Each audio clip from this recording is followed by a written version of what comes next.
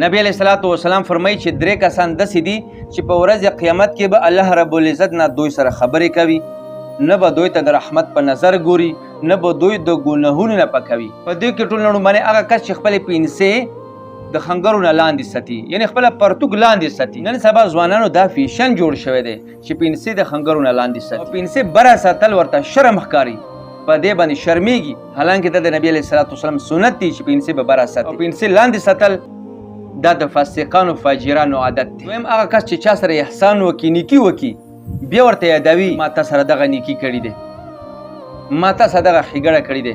دریم هغه کس چې سودا خرڅوي په دروغو قسم خوري. نن سبا تاسو بازار کې وګرځئ، نظر واچئ په دوکاندارانو باندې، په ریړو والا باندې، خپلې سودا باندې په دروغو قسم خوري.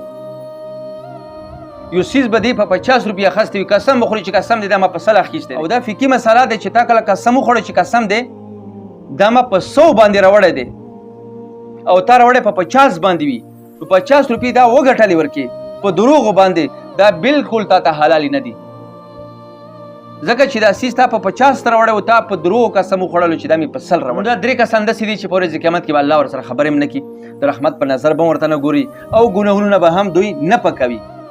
او دا درې ګناهونه زموږ په معاشره کې A to Z موجود دي.